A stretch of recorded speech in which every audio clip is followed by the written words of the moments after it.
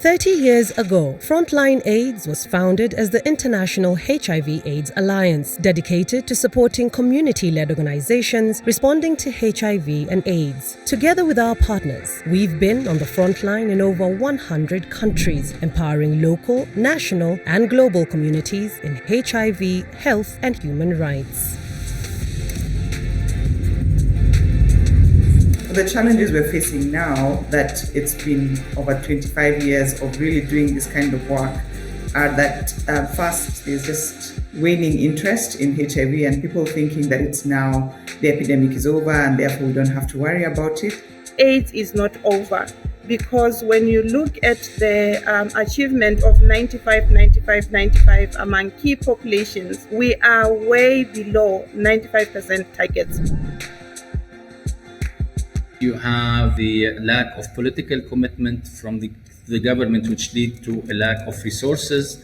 You have some burden of the economic crisis in many countries, the security situation, the highest number of refugees. Especially in the African countries, where we are seeing our young people who identify as LGBTQI being violated of their rights, not having access to services, the interventions that they need. Living with HIV only, it calls for you being criminalized in some of the countries. So it is important for us to continue to remind everyone that AIDS is not over, especially among key and vulnerable populations. Globally observe a certain kind of fatigue towards HIV/AIDS, and we shouldn't allow this. We should actively oppose, because the last mile is the most difficult one. So we need to focus and to do more to serve people the most vulnerable to HIV. As young people and as a network, we work with young people living with HIV to bring our stories to the table, not just as stories, but as evidence for programming.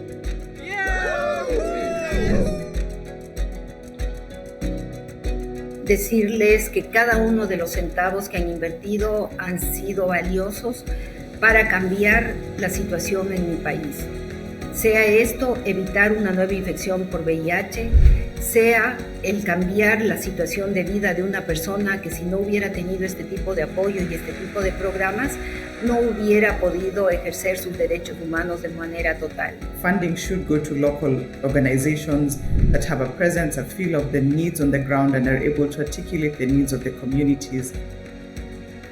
Je dirais aux donateurs de renforcer la délocalisation, la politique de délocalisation, parce que plusieurs donateurs de plus en plus ont envie d'être en contact direct avec les organisations au niveau de la base, et nous les encourageons vraiment à renforcer cette politique.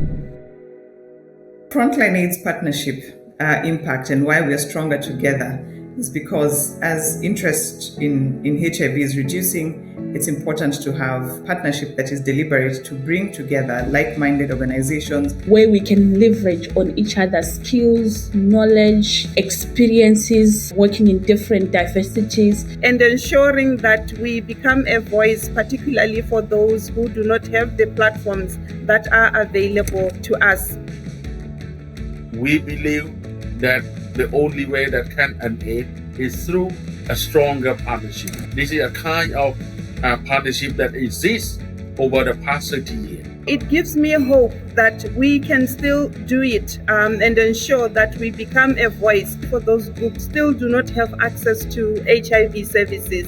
In 30 years, the Frontline AIDS partnership has grown. In 2023 alone, our 60 partners collectively reached 7.8 million people and provided 1,236 organizations with technical or financial support. Today, we celebrate 3 decades of bold action, innovation, and enduring impact as we strive for a future free from AIDS for everyone, everywhere.